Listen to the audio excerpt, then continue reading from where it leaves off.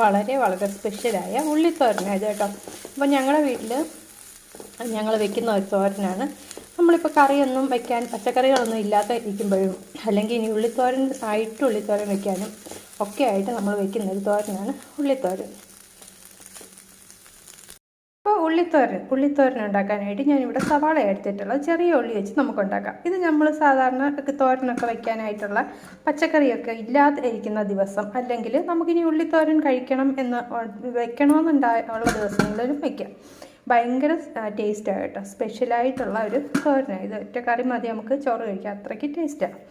അപ്പോൾ നമ്മൾക്കിത് ചെറുതായിട്ടൊന്ന് അരിഞ്ഞെടുക്കാം. അത് അരിയുന്നത് എങ്ങനെയാണെന്ന് ഞാൻ കാണിച്ചു തരാം. കൊത്തി അരിയരുത്, രണ്ടായിട്ടിങ്ങനെ പീസാക്കിയിട്ട് അരിഞ്ഞെടുക്കുക വേണ്ടത്. അപ്പോൾ ഇത് കണ്ടില്ലേ, ഇതുപോലെ രണ്ടായിട്ട് ഈ ഉള്ളി ഒന്ന് പീസാക്കണം. അത് കഴിഞ്ഞിട്ട് ഇതുപോലെ കുറച്ച് കനം കുറച്ച് അരിഞ്ഞെടുത്താൽ മതി. ഇങ്ങനെയാണ് ഞങ്ങൾ തോരൻ അരിയാറ്. അപ്പോൾ ചെറുതായിട്ട് മനസ്സിലായല്ലോ. അപ്പോൾ അങ്ങനെ നമുക്കിത് മൊത്തം അരിഞ്ഞെടുക്കാം. ഈ കുറച്ച് മുളകും അരിഞ്ഞിട്ട് നമ്മുടെ ആവശ്യത്തിന് മുളക് എടുക്കണം കേട്ടോ, എരിക്കനുസരിച്ച്. ഇത് തോരൻ വയ്ക്കാനായിട്ട് കുറച്ച് എണ്ണ ഒഴിക്കാം. വളരെ സിമ്പിളാട്ടോ. ഇനി കുറച്ച് കടുക് ഇട്ട് കൊടുക്കാം. കുറച്ച് കടുക് ഇട്ടു. കടുക് ഒന്ന് പൊട്ടി വരുമ്പോഴത്തേക്ക് നമുക്ക് ഈ ഉള്ളിയും മുളകും കൂടെ ഇട്ടൊന്ന് വേവിക്കാം. ഇതിലേക്ക് കുറച്ച് ഉപ്പ് ഇട്ടിട്ട് നമുക്കിത് ഒന്ന് അടച്ച് വെച്ച് ഒരു 5-10 മിനിറ്റ് ഒന്ന് വേവിച്ചെടുക്കാം.